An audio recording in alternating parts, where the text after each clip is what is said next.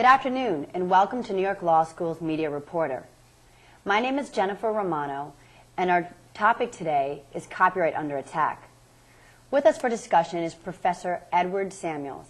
Professor Samuels is a copyright expert at New York Law School and author of the recently published book, The Illustrated Story of Copyright. Thank you for joining us today, Professor Samuels. Thank you for having me. So, what exactly is copyright protection? What is it all about? It's the protection of creative works. It's music and books and movies and sculpture and plays and dance. It's the right to be compensated for that. And the way that we allow people to be compensated is we set up a right, what are called exclusive rights. The people who create rights have the exclusive right to make copies of those and to perform those, with lots of exceptions. But the idea is we foster people, we encourage people to create these works by giving them an economic incentive to do that. So, right now there's a case that the Supreme Court accepted certiorari for. This case is Eldred versus Ashcroft. Right. It's a very important case for copyright experts like yourself. It could turn out to be an important case. If the Supreme Court ends up affirming the D.C. Circuit, it may not be as important. It'll be an interesting footnote. Certainly if they reverse, it will be important. But let's back up. What started the case was in 1998, Congress extended the term of copyright from life plus 50 years to life plus 70 years. Now, when you're talking about extending the term, you're talking about the length of protection that is afforded to the artist's creative work. All copyrights last for what is known as a limited time. And in the Constitution, it says it has to be for a limited time. The original time in 1790 was a maximum of 28 years. That has been increased over the years.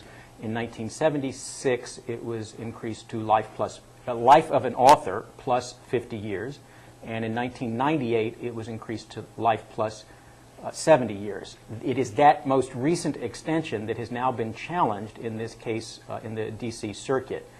Eldred and a lot of other publishers who post public domain works on the internet or make money by selling public domain works challenged that extension of copyright because obviously what it means is for the next 20 years, during that 20-year extension, works are not going into the public domain.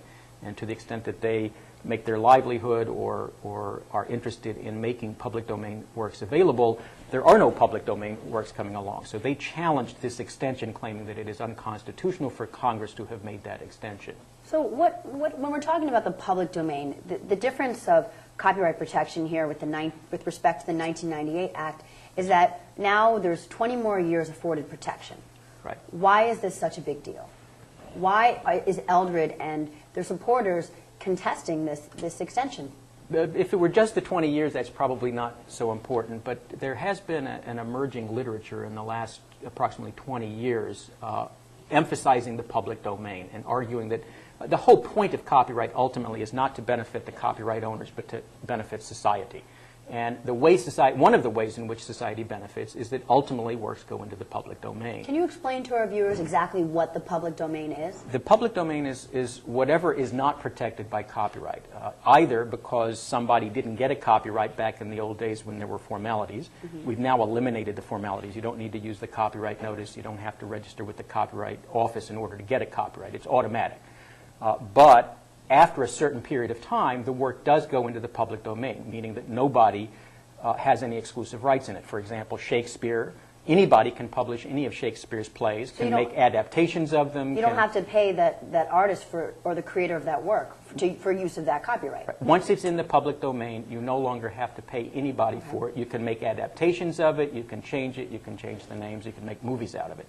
While it is still under copyright protection during that life plus now 70 years, while it's under copyright protection, the person who created it or the company that controls the rights, if it's a movie or the rights are owned by a company, you have to get permission of the copyright owner in order to make copies, in order to make adaptations, to make a movie version out of a book, in order to perform a work, if it's the type of work that's normally performed, to perform it publicly. And there are various other exclusive rights. And of course what that means is that if a copyright owner doesn't want you to use the work, they can say no. Usually they say yes, and they simply charge a fee for it, so that if you pay your $16 or $17 or $18, you get a CD. If you pay your $20 or whatever it costs to buy a DVD. You can buy it. You can buy a book. But the price that you have to pay while it's under copyright is that the copyright owner has to give permission. So why does Eldred, why did he bring this case against him? Initially, the case was a D.C. Circuit case, and it was against Reno. It was against the Attorney General, basically it's against the United States, challenging the constitutionality of this statute. Why was it brought? It was brought because, obviously, Eldred believes that works serve a better public interest when they go into the public domain as early as possible. Indeed, one of the theories of the case is that Congress does not have the power to pass a law that does not result in the work going into the public domain. What had happened was when Congress extended the term of existing copyrights, so the Eldred side argues, it was unconstitutional to extend it because the public got nothing in exchange. All of those works had already been created. It didn't require any additional incentive to get those works created. So in terms of this narrow case, the constitutional challenge is on that specific extension of time, but this case is just part of a lot of cases that are related, dealing with various ways in which copyright is a limitation upon people using works. So the D.C. Circuit found that it was constitutional, that the 1998 Extension Act was constitutional.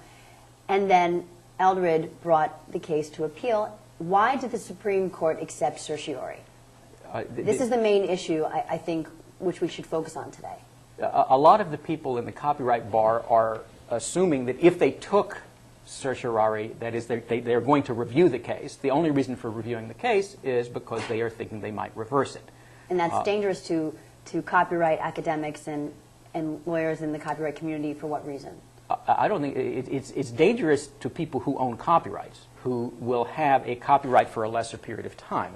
Indeed, most of the people in the academic community are in favor of some of this public increasing the public domain. And why do you think that is the case? We could spend. How long do we have? Do we have 3 days to discuss this? A lot of the literature comes out of the new technology of the Internet.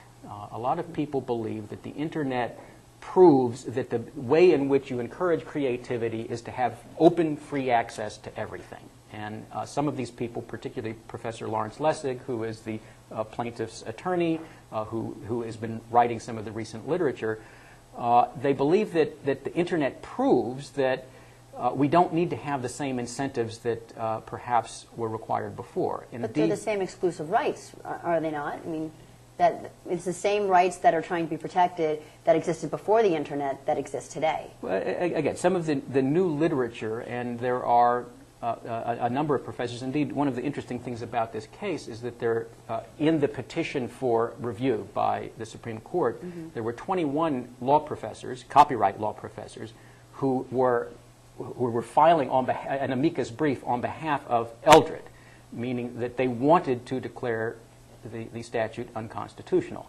And I think that reflects a growing literature that, again, influenced by the Internet, influenced by a philosophy of free and open access, believes that copyright is a limitation upon that. Indeed, if you go to one of the anti-copyright sites, it says, if creativity is the field, copyright is the fence, suggesting that somehow copyright comes in the way of creativity. Now, I approach it from a broader perspective, that